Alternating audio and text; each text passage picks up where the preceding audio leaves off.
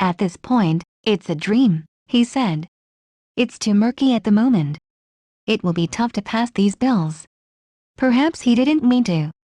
But Rogers may have forecasted what it could take to get an agreement and either extinguish or further modify the sequester as the House moves through additional appropriations bills. I think the pressure is going to build, he said, of the months ahead.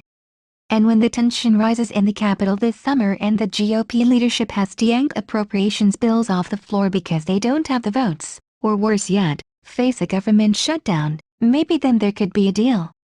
Hence the reason some lawmakers see the upcoming spending bills as show and serve as placeholders. What's interesting is that Boehner spoke openly about the potential for a Ryan-Murray compact while House and Senate negotiators were in the middle of talks to create an overall budget covenant ballyhooed by many Republicans. In other words, a more realistic budget could have cut spending to satisfy some conservatives, but simultaneously been more operational in nature. Conceivably, what Boehner speaks of would address sequestration as well as the biggest drivers of the debt, Medicare, Medicaid and Social Security.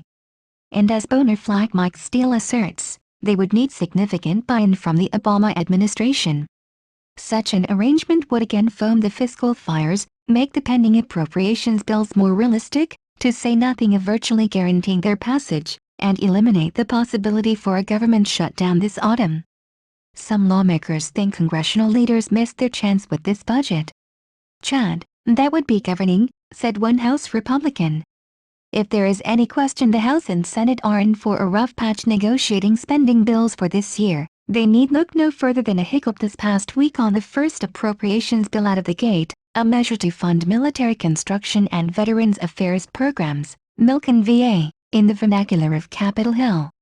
Republican leaders doubted the fact this was the earliest a spending bill to hit the floor in decades.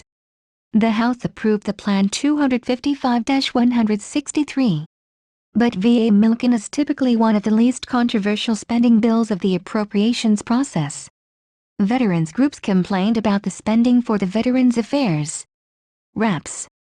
Chris Van Hollen, DMD, and Mick Mulvaney, RSC, ganged up to collectively bleed a total of $532 million from military programs via an amendment trifecta. Some conservatives balked at the budget itself because of a special arrangement to funnel additional money to the Pentagon in an effort to court the support of defense hawks. Conservatives didn't like it that the plan kept the defense money off the books.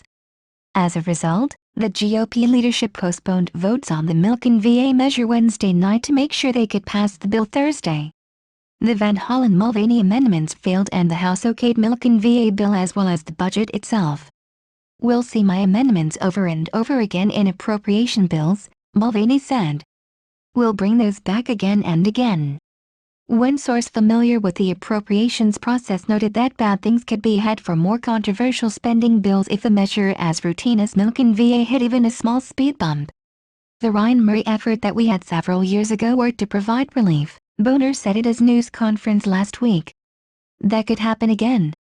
Of course, it typically takes some sort of a major event to necessitate an agreement.